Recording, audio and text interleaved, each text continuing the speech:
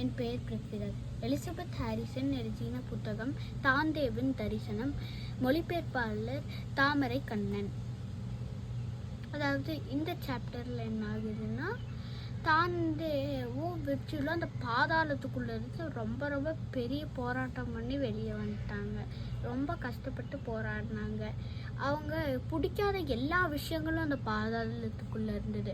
ஆனால் தாந்தேக்கு ஒரே எண்ணம் தான் இருந்தது, திருப்பி சூரியனை பார்க்கணும், அந்த காற்றை உணரணும், இந்த அழுக்குலேருந்து எப்படியாவது நம்ம வெளியே போயிடணும் அப்படின்றது தான் தாந்தே.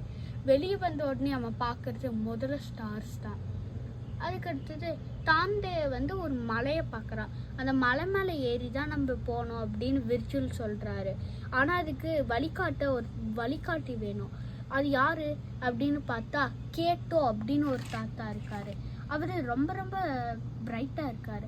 அதனால தாந்தேக்கு அவன் பார்த்த நட்சத்திரங்கள் தான் ஞாபகம் வருது. கேட்டோன்ற தாத்தாவை பார்த்த உடனே கேட்டோ தாத்தா எப்படி போனோம் அப்படின்னு வழி சொல்கிறாரு. தாந்தேக்கும் விர்ச்சுவலும் தாந்தேவும் விர்ச்சுவலும் அந்த மலை மேலே ஏறி ஏறி போயிட்டே இருக்காங்க. கஷ்டப்பட்டு கடினமாக ஏறி முடிச்சு மேலே போகிறாங்க. அதுக்கடுத்து மேலே போனால் முடிஞ்சிருதுன்னு கிடையாது, அவங்க இன்னும் கொஞ்சம் நடக்கணும். அவங்க நடக்கும்போது நிறைய இது வருது. அவங்களுக்கு எந்த திசையில் போனோன்னு வழிகாட்ட ஒரு தேவதை வருது. அது தேவதை எல்லாரும் கும்பலாக இருக்க இடத்துக்கு போகுது.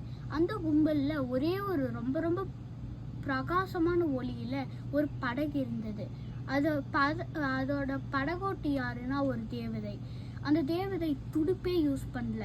அதோட பெரிய பிரகாசமான ரெக்கைகளை சும்மா இப்படின்னு ஆட்டுறதுலேயே அந்த படகு முன்னாடியும் பின்னாடியும் நகரும். அதனால அந்த தேவதை அது மாதிரி ஆட்டி ஆட்டி ஒவ்வொருத்தராக தரிசனம் பெற கூட்டிகிட்டு போய்கிட்டு இருக்கு. தாந்தேவ் தான் அடுத்தது போகணும். இதோட இந்த பகுதி முடியுது. நன்றி, வணக்கம்.